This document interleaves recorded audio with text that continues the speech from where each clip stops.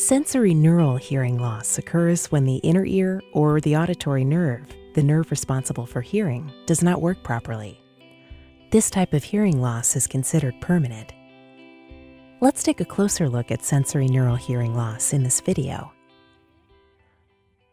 For some children, the outer and middle parts of the ear work well, but the inner ear or the auditory nerve does not work properly. This is called sensorineural hearing loss. Usually, sensorineural hearing loss occurs when the hair cells in the cochlea are not working as they should. There are two types of these cells: outer hair cells and inner hair cells. The job of the outer hair cells is to make soft sounds louder inside the cochlea.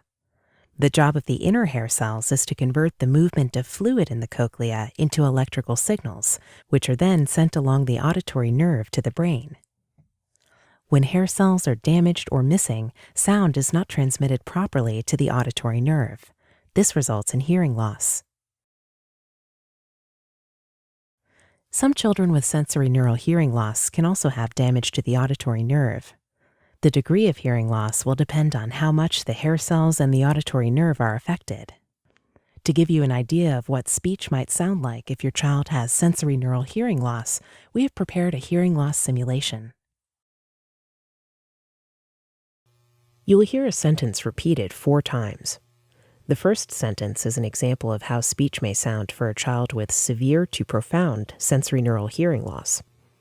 The next 2 are examples of moderate and mild sensorineural hearing loss. The last sentence will sound as it does for someone with typical hearing. Note that these simulations are for demonstration purposes only. Your audiologist can talk to you about your child's hearing levels.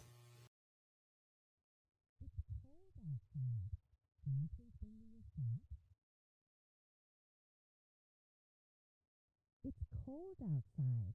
Can you please bring me your socks? It's cold outside. Can you please bring me your socks? It's cold outside. Can you please bring me your socks?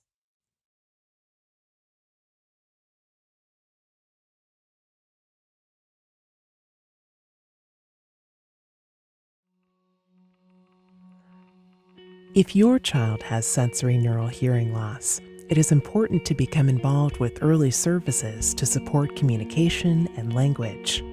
Your healthcare team is available to support and guide you every step of the way. Parents tell us it is also very helpful to talk to other parents of children who are deaf or hard of hearing and to meet adults who have grown up deaf or hard of hearing.